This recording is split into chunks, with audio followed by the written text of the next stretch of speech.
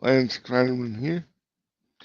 Um, Here at my second live um, on both Facebook and LinkedIn, as well as YouTube.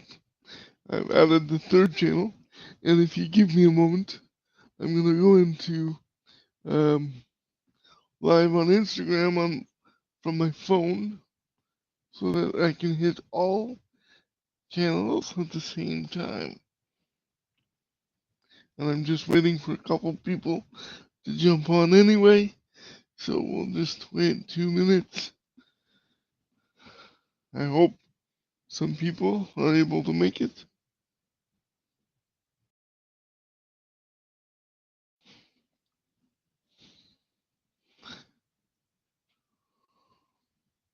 All right, so I'm running live now on both Instagram from my phone and through Restream. I'm hitting Facebook and LinkedIn as well as YouTube. So welcome to Live with Lance. Um, this is a forum for me to discuss various things, but I'm going to use it mostly to share my thoughts about different topics, specifically for those people with disabilities who are looking to take their life to the next level. I've achieved a lot in my life, and I just want to share my experience and my knowledge so that others who have cerebral palsy or similar conditions can learn from my experience.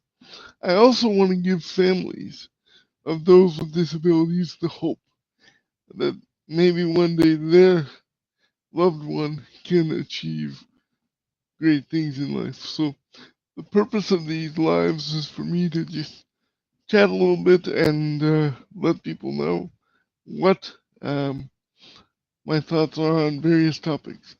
Today's topic is basically the idea of individual achievement and how I believe cerebral palsy has taught me that individual achievement is nothing more than a myth.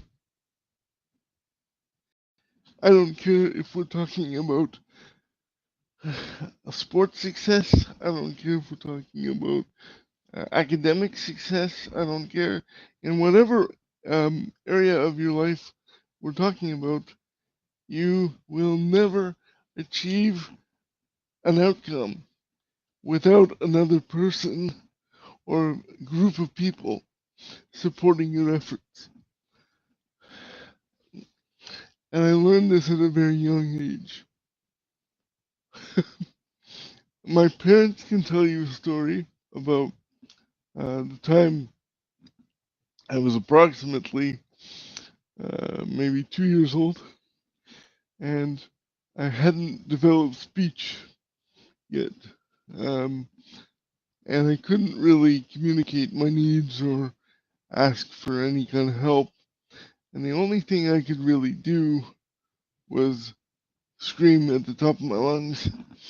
And when I did that, inevitably it was so loud and so obnoxious that somebody would come by and pick me up and provided him move me somewhere or give me the attention that I desired. And eventually I learned that all I really needed to do was scream at the top of my lungs. Imagine, though, how my parents and my family must have felt if knowing that I was just going to scream at the top of my lungs. Was it an appropriate behavior? Well, eventually it got to be so bad that my parents actually had to call in for reinforcements and to be taught some behavior modification uh, techniques to try and help me learn that that wasn't necessarily the best way for me to communicate because it was just not comfortable for anyone around me. But the reason I bring that story up is because even at that young age when I didn't have verbal skills and I didn't have the ability to uh, communicate effectively, I knew that I needed other people. I needed to get their attention.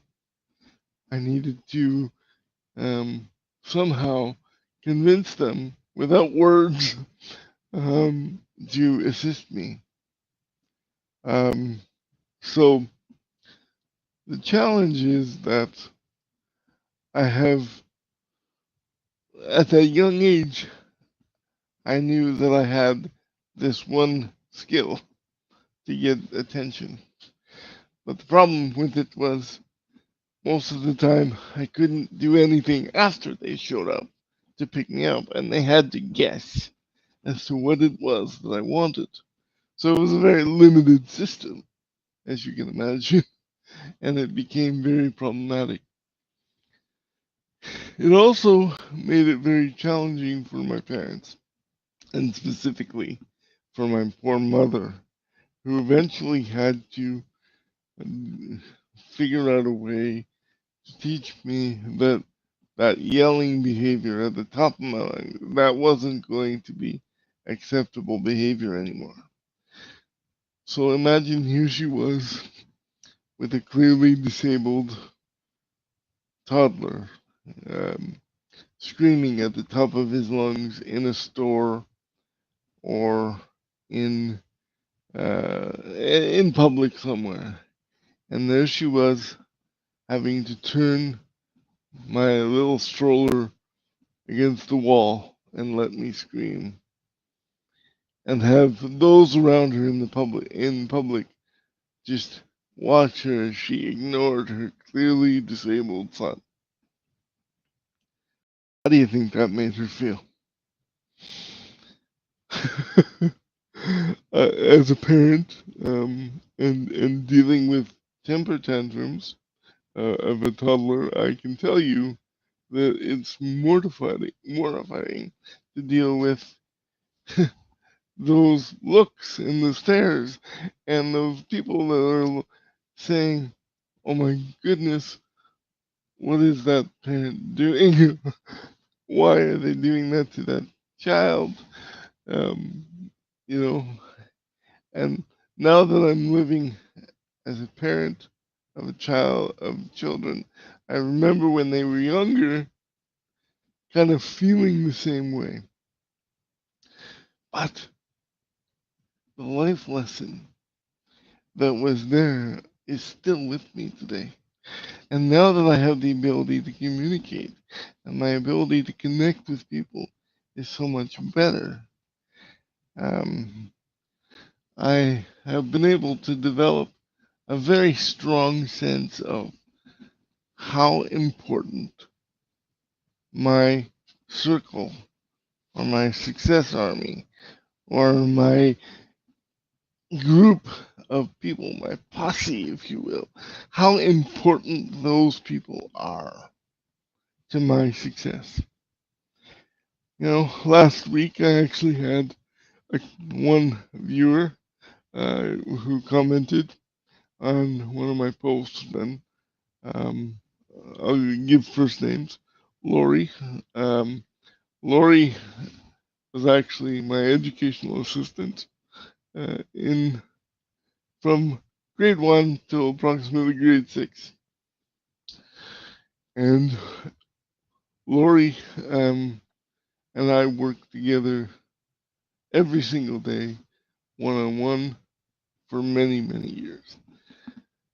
But as I got older, um, she started to want to help me grow and develop, and she changed the way she supported me as I got older because she understood that if she was providing me too much support and she was providing me too much um,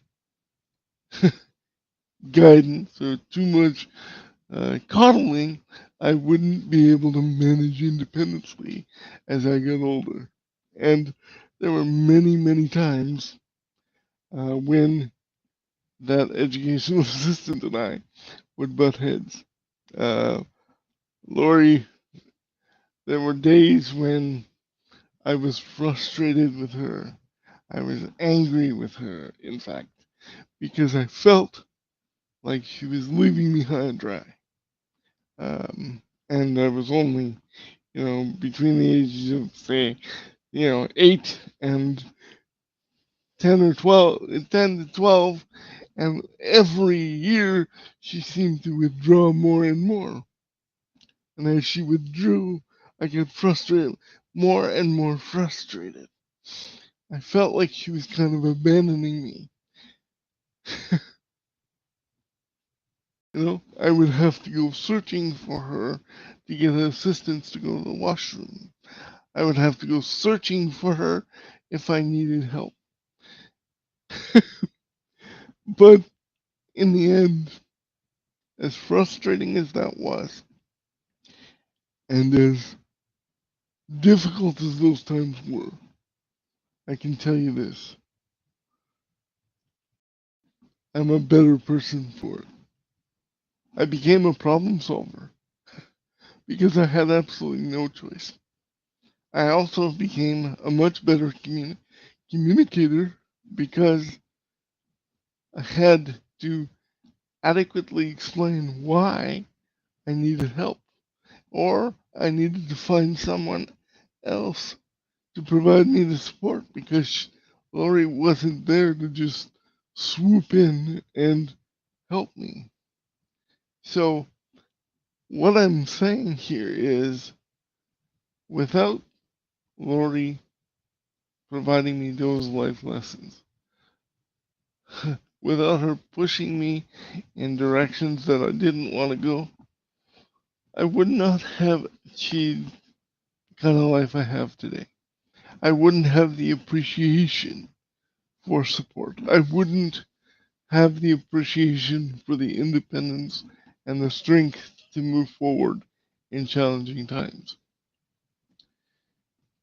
So I am extremely grateful to Lori and to other people who pushed me when I didn't really understand what it was they were doing.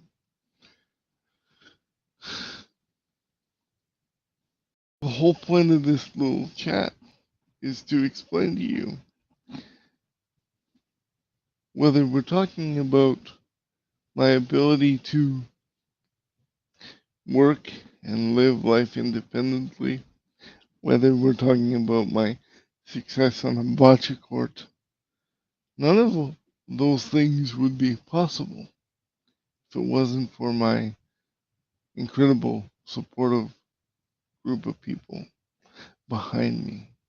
The Loris, the Mr. G's, the the the people who have really truly provided me with lessons and tools and abilities that I would not otherwise have if they didn't exert their influence in my life. I want to take a few minutes to talk about some of the negative um, experiences for those who have been naysayers, those who have doubted my abilities, those who have shown to not believe that I could achieve things. We all have those people in our lives.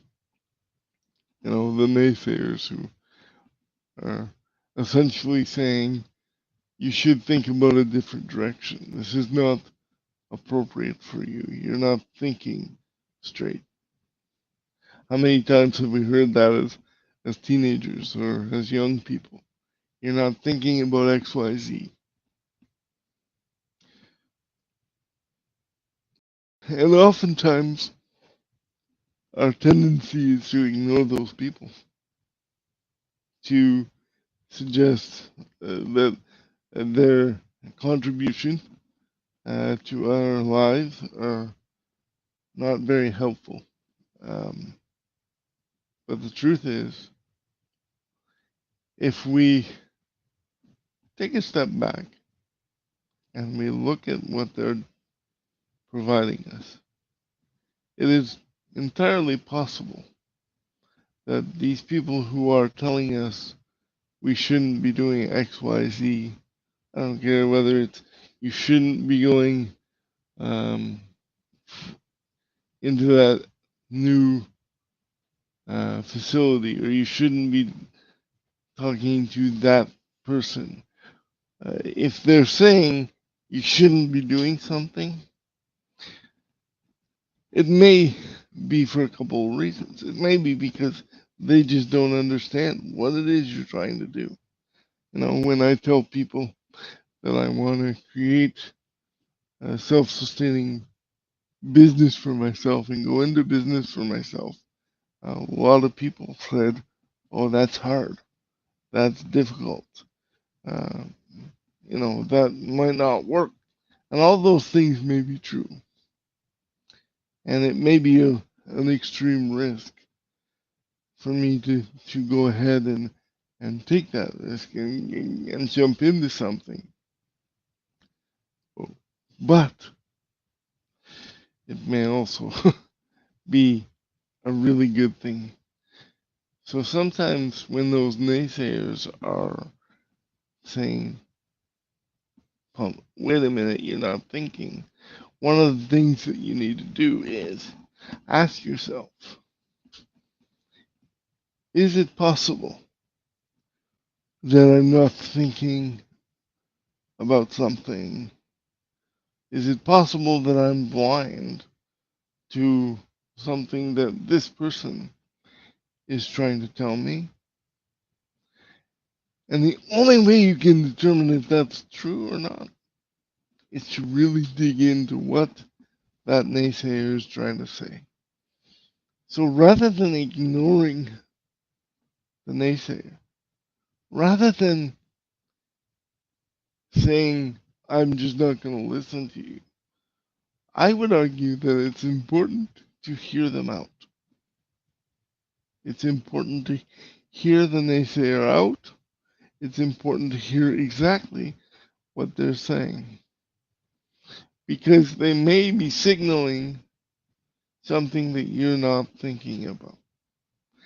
And what I'm not saying that if a naysayer or someone who disagrees with your decision to do something, if they're telling you not to do it, I'm not saying that you just, fold and give in to what they're saying. I'm saying hear them out, listen to what they're saying, and then find a way to address their concern. This happened in my life when my first wife and I decided to have uh, our daughter, our child. There were many people in my life in particular who were very concerned. When we made the decision to have a child, knowing the functional challenges that we had on a day to day basis, many, many people had very serious concerns about us bringing a child into this world and raising that child and being able to support that child effectively. Now, what I will say is this: when we made that decision, we tried very, very carefully to look at all the avenues, look at all the possibilities. Obviously, it's impossible for us to look at every single thing, but we definitely did our research. We knew that other people with cerebral palsy had children and were successful parents with support and with modification, but that was true of any part of our lives. That was true at any point for us. But there was still a lot of people who were concerned and were saying, "You guys need to think about the consequences of this decision. What are you going to do when your toddler runs out into the street? How are you going to address? How are you going to keep the child safe? How are you going to keep yourselves safe? How are you going to give this child a proper nurturing environment to live and grow up in? So if I had completely ignored those concerns and not addressed them, would I maybe have missed a really important factor? It's absolutely possible, you know? So the whole point is this: whether we have the, the people who are supporting us in a positive way, the cheerleaders saying, yes, you can do this, whether we're talking about those cynics or the naysayers that are saying you shouldn't do this, the bottom line is every person that we encounter in our life has something of value to contribute and to provide us in life. Reflect on your own situation, your own life. Think about those cynics. Think about those naysayers. And think about what life lessons you've learned because either their lack of belief has motivated you to prove them wrong. Maybe that's it. Or maybe they have alarmed you or alerted you to something about yourself that you weren't aware of. No matter what we're trying to achieve in life, we all need support. Whether we have CP, whether we have another condition, or whether we're considered completely able bodied. But what does that really mean these days? Um, we all need support. And that's why I am a huge proponent in this idea that individual achievement is nothing more than a myth. Nothing more than a myth. All right. I've gabbed for a little bit over 20 minutes, and I don't have much else to add. Um, I was kind of hoping for more engagement, but maybe we'll get some comments and questions later on once people have a chance to view this live later on.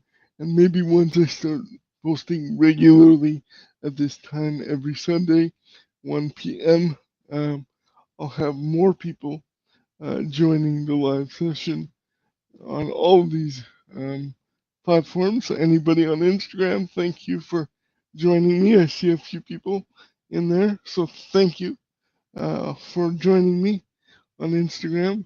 And if you're watching this later on Facebook or on YouTube or even on LinkedIn, any kind of questions that you have about what I've said, uh, please leave a comment and I will try to answer your question either in a future live next week or in the comment section myself. Either way, thank you very much for watching, and we'll see you next week, same time. Take care, everybody.